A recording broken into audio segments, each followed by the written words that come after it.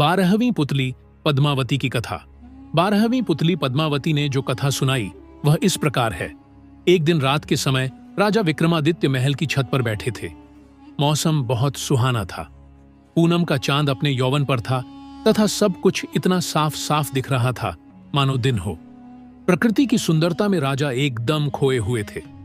सहसा वे चौंक गए। किसी स्त्री की चीख थी। चीख की दिशा का अनुमान लगाया। लगातार कोई औरत चीख रही थी और सहायता के लिए पुकार रही थी। उस स्त्री को विपत्ति से छुटकारा दिलाने के लिए विक्रम ने ढाल तलवार संभाली और अस्तबल से घोड़ा निकाला। घोड़े पर सवार हो फौरन उस दिशा में चल पड़े। कुछ ही समय बाद वे उस स्थान पर पहुंचे। उन्होंने देखा कि एक स्त्री बचाओ बचाओ कहती हुई बेतहाशा भागी जा रही है और एक विकराल दानव उसे पकड़ने के लिए उसका पीछा कर रहा है। विक्रम ने एक क्षण भी नहीं गंवाया और घोड़े से कूद पड़े। युवती उनके चरणों पर गिरती हुई बचाने की विनती करने लगी। उसकी बाहें पकड़कर विक्रम ने उसे उठाया और उसे बहन संबोधित करके ढांढस बंधाने की कोशिश की। उन्होंने कहा कि वह राजा विक्रमादित्य की शरणागत है और उनके रहते उस पर कोई आंच नहीं आ सकती। जब वे उसे दिलासा दे रहे थे तो राक्षस ने अट्टहास लगाया।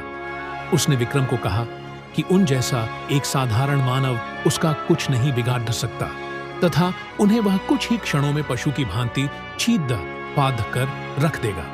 ऐसा बोलते हुए वह विक्रम की ओर लपका। विक्रम ने उसे चेतावनी देते हुए ललकारा। राक्षस ने उनकी चेतावनी का उपहास किया। उसे लग रहा था कि विक्रम को वह पभर में मसल देगा। वह उनकी ओर बढ़ता रहा। विक्रम भी पूरे सावधान थे। वह ज्यों ही विक्रम को पकड़ने के लिए बढ़ा, विक्रम ने अपने को बचाकर उस पर तलवार से वार किया। राक्षस भी अत्यंत फुर्तीला था। उसने पैंतरा बदलकर खुद को बचा लिया और भिद्ध गया। दोनों में घमासान युद्ध होने लगा।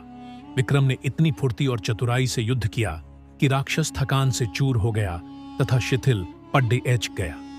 विक्रम ने अवसर का पूरा लाभ उठाया तथा अपनी तलवार से राक्षस का सिर धड़ से अलग कर दिया। विक्रम ने समझा राक्षस का अंत हो चुका है, मगर दूसरे ही पल उसका कटा सिर फिर अपनी जगह आ लगा और राक्षस दोगुने उत्साह से उठकर लड़ने लगा।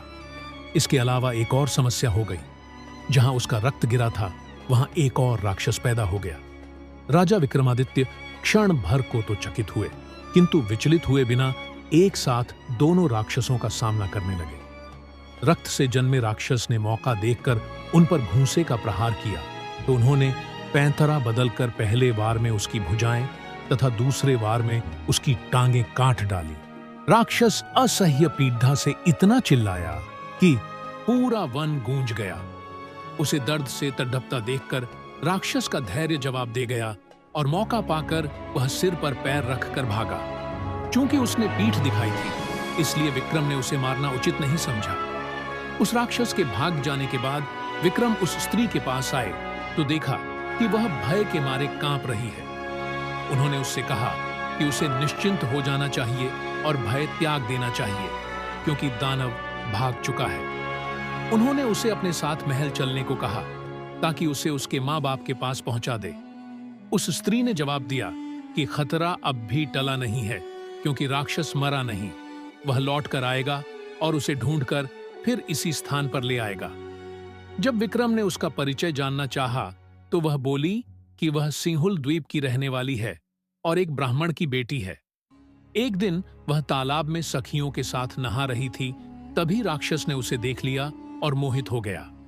वहीं से वह उसे उठाकर यहां ले आया और अब उसे अपना पति मान लेने को कहता है। उसने सोच लिया है कि अपने प्राण दे देगी, मगर अपनी पवित्रता नष्ट नहीं होने देगी। वह बोलते बोलते सिसकने लगी और उसका गला रुंध गया। विक्रम ने उसे आश्वासन दिया कि वे राक्षस का वध करके उसकी समस्या का अंत कर देंगे और उन्होंने राक्षस के फिर से जीवित होने का राज पूछा। उस स्त्री ने जवाब दिया कि राक्षस के पेट में एक मोहिनी वास करती है जो उसके मरते ही उसके मुंह में अमृत डाल देती है। उसे तो वह जीवित कर सकती है, मगर उसके रक्त से पैदा होने वाले दूसरे राक्षस को नहीं। इसलिए वह दूसरा राक्षस अपंग होकर दम तोड़ ढा रहा है। यह सुनकर विक्रम ने कहा कि वे प्रण करते हैं कि उस राक्षस का वध किए बगैर अपने महल नहीं लौटेंगे, चाहे कितनी भी प्रतीक्षा क्यों न करनी पड़े। उन्होंने जब उससे मोहिनी के बारे में पूछा तो स्त्री ने अनभिज्ञता जताई। विक्रम एक पेड़यच की छाया में विश्राम करने लगे। तभी एक सिंह झादियों में से निकलकर विक्रम पर झपटा। क्योंकि विक्रम पूरी तरह चौकन्ने नहीं थे, इसलिए सिंह उनकी बांह पर घाव लगाता हुआ चला गया। अब विक्रम भी पूरी तरह हमले के लिए तैयार हो गए। दूसरी बार जब सिंह उनकी ओर झपटा तो उन्होंने उसके पैरों को पकड़ कर उसे पूरे जोर से हवा में उछाल दिया। सिंह बहुत दूर जाकर गिरा और क्रुद्ध होकर उसने गर्जना की। दूसरे ही पल सिंह ने भागने वाले राक्षस का रूप धर लिया। अब विक्रम की समझ में आ गया कि उसने छल से उन्हें हराना चाहा था। वे लपक कर राक्षस से भिद्दा गए। दोनों में फिर भीषण युद्ध शुरू हो गया। जब राक्षस की सांस लढ़ते लढ़ते फूलने लगी तो विक्रम ने तलवार उसके पेट में घुसा दी। राक्षस धरती पर गिरकर दर्द से चीखने लगा। विक्रम ने उसके बाद तलवार से उसका पेट चीर दिया। पेट चीरते ही मोहिनी कूदकर बाहर आई और अमृत लाने दौड़ी। विक्रम ने बेतालों का स्मरण किया और उन्हें मोहिनी को पकड़ धरने का आदेश दिया। अमृत न मिल पाने के कारण राक्षस तड्ढ पकर मर गया। मोहिनी ने अपने बारे में बताया कि वह शिव की गणिका थी, जिसे किसी गलती की सजा के रूप में राक्षस की सेविका बनना पड़ था। महल लौटकर विक्रम ने ब्राह्मण कन्या को उसके माता पिता को सौंप दिया और मोहिनी से खुद विधिवत विवाह कर लिया। महाची हो